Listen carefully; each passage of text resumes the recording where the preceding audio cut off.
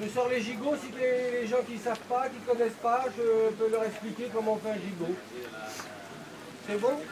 Alors messieurs, dames, bonjour. Donc aujourd'hui, vous avez un gigot bitume. On se met bien d'accord tout de suite. Il est cuit dans le bitume, ce n'est pas une sauce bitume. Hein? Vous n'avez pas dans les dents, voilà. Alors, les appareils que vous avez devant vous s'appellent des fondoirs. Dans ces fondoirs, on porte des gros blocs de bitume à ébullition.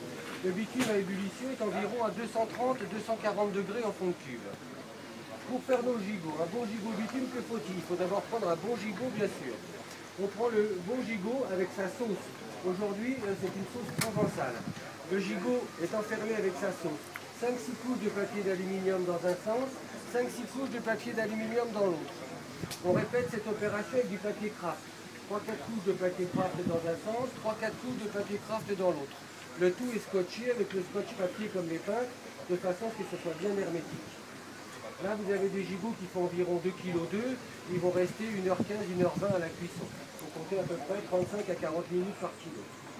Voilà, donc là on va les sortir, et quand on sort les gigots, évidemment le bitume est brûlant, donc on a des bassines d'eau, on refroidit le bitume se fige, comme ça on enlève le bitume à l'aide du papier craft, hop, on enlève le papier craft, le bitume avec, et le gigot reste dans sa coque de papier d'aluminium. Dans 10-12 couches de papier d'aluminium, il est bien évident que même si vous passez à table que dans 2 heures, le gigot sera toujours très chaud. La tradition du gigot bitume, on dit que c'est une tradition qui est très ancienne, mais quand je dis très, c'est très très ancienne, puisqu'on dit que le premier qui eut l'idée de faire cuire la viande de cette façon, c'était Noé, le grand barbu avec ses animaux sur son grand bateau. On dit que c'est lui qui a eu l'idée de faire ça.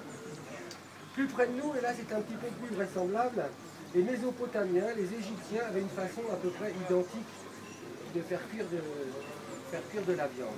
Évidemment, à l'époque, ce n'était pas du bitume encore. Voilà. De nos jours, la tradition du gigot bitume, c'est une tradition de chantier exclusivement et de travaux publics.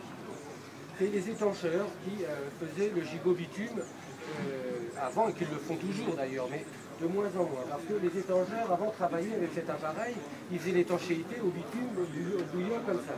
Maintenant, ce sont tous des rouleaux, c'est chauffé, et ils n'ont plus besoin de couler le bitume comme ça. Donc, l'étancheur se sert de moins en moins de cet appareil. Et nous, MG Traiteurs, nous sommes traiteurs traditionnels, c'est-à-dire que nous pouvons vous faire à manger tous les plats que vous désirez, mais nous nous sommes spécialisés dans le gigot bitume. Nous travaillons sur tous les chantiers, quasiment toute la France.